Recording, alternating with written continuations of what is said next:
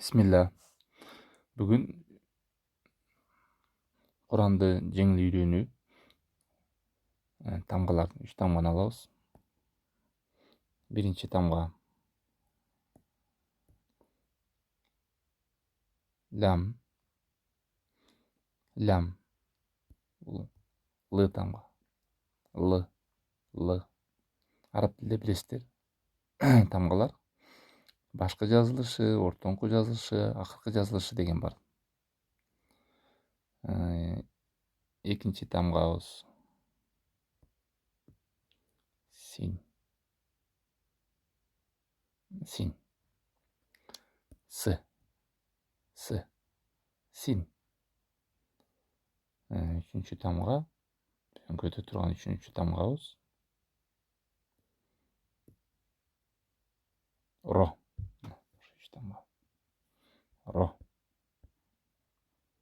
Ро. Ушул 3 тамга.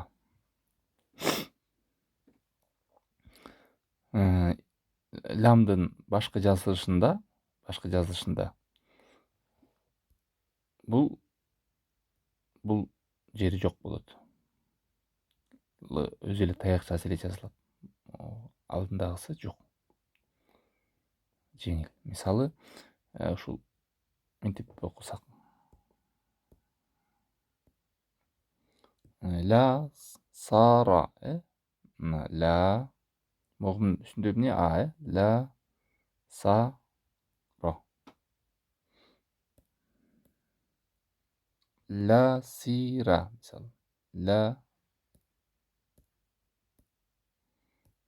Ла сира. Туурабы? Ла сиру деп жазып көрөлүчү. Ла сиру. Мындай болсо болот. Лусира деп жазып көрөлүчү. Лусира. Бирок бизде ушинтип жазылган менен араб тилде башкы жазылышы, ортоңку жазылышы деген нерсе бар. Лусира. Эми биз ушул башкы жазылышы, ортоңку жазылышы менен жазып көрөлү. Мисалы, ла сара деп жазабыз.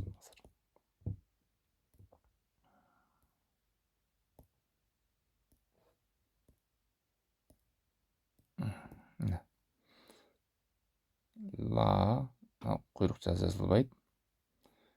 Син. Ла кошулат. Ла са эми рону жазабыз. Ушул эле ро болот. Мисалы, ушул эле ро. Америка алып келип коюп койсо да болот. Ла сара. Харакатыбыз кандай болот? Кандай кылып коебуз харакатты? Ла сара. Ла сара.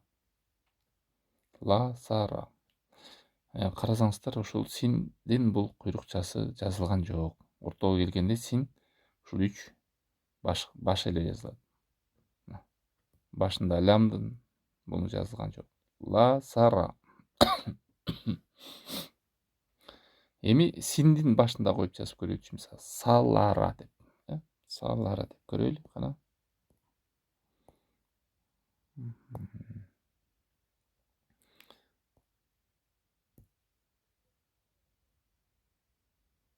Синдин башы.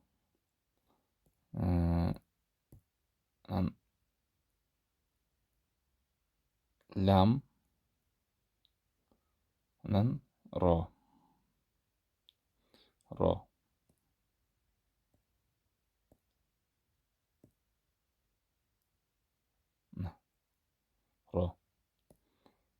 Не деп? Салара.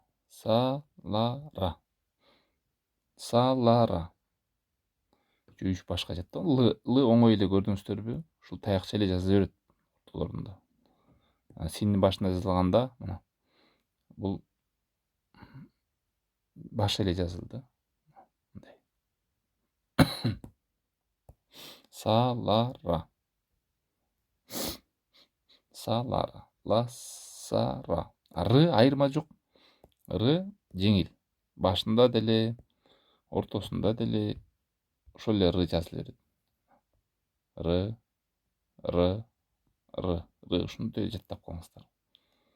Р, р.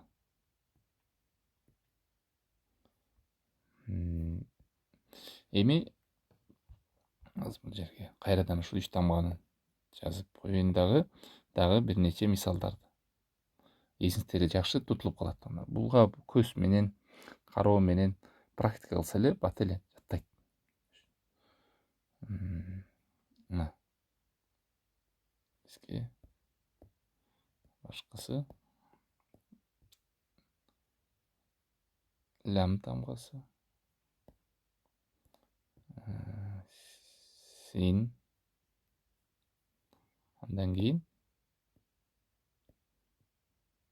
ро тамгасы. Эми рону башкага коюп, ро ля са деп жазсайлы. Ро ля са. Ро көрдүңүздөрбү? Бул алдынан келгенде бул тамгага да жабышпайт, мындай тарап менен тамгага да жабышпайт ро. Жабышпайт мындай. Андан кийин лям.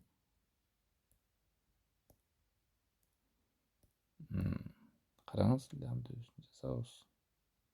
Ро, ля, анан син. Синди кошобуз. Син ушул өзү эле. Мисалы, азыр ушуну эле алып келип койсок болот. Алып келели.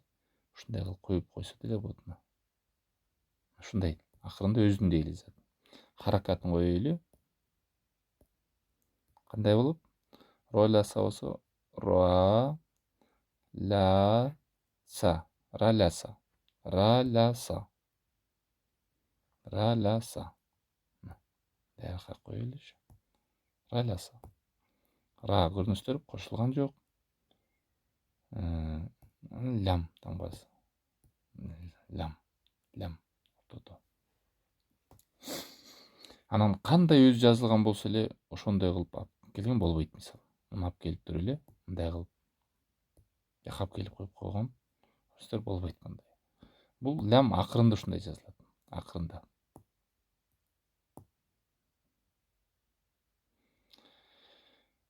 Ро, ля, са. Эми расаля деп жазалычы. Расаля. Жаңы роляса деп жаздык, эми расаля деп жазабыз. Макулбу туугандар?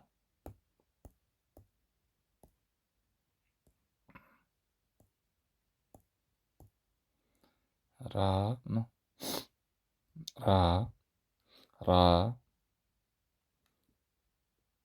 расаля. Син, раса. Андан кийин лям жазабыз. Лям өзүнүкүнтип келип расаля. Жана раляса деп жазганбыз, эми расаля. Мына р эстеп калдыңыздар. Син ортодо жазылганы, лямга кошулду.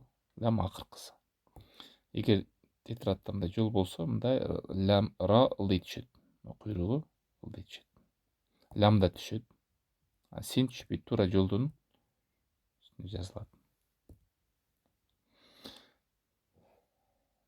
Акыркысы ля раса деп жазабыз. Лямдын башында келиши кандай болот экен? Лямдын башында келиши.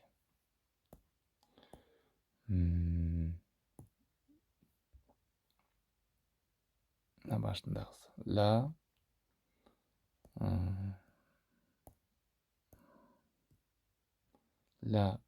ро, акырында син. Ля, роса. Ушуну жаттап калдыңыздарбы? Ушу 3 тамганын башында, ортосунда кандай келет экен? Мындай айтканда, мисалы, лям тамгасы болсо, мындай жазылыш ушундай. Башында мындай келет, ортодо мындай эле кайдымки эле, акырында өзү эле жазылат. Ушундай. Син тамгасы болсо эгер мындай көрүнүшү. Башында ушундай, ортодо өзү эки жака мындай кошулат, анан акырында тамга өзү эле ушундай эле башында жазышат. Ал эми ро тамгасы болсо айырма жок бул. Башында деле мындай, ортосунда деле мындай, аягында деле мындай. Башында жазылышы, ортосуна келгенде бул жери алынып кетет дегендей жок буда. Окшош өзгөрбөйт.